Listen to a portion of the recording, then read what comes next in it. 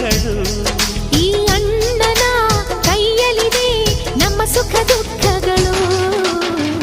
ಅಣ್ಣ ನಮ್ಮ ಅಣ್ಣ ಇವನು ನಮ್ಮ ದೇವನು.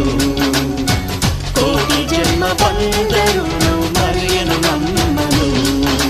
ತಿಂಗಳ ಬೆಳಕಿನ ಅಂಗಳದಲ್ಲಿ ಅರಳಿದೆ ಪ್ರೀತಿಯ ಸಂಚಾರ.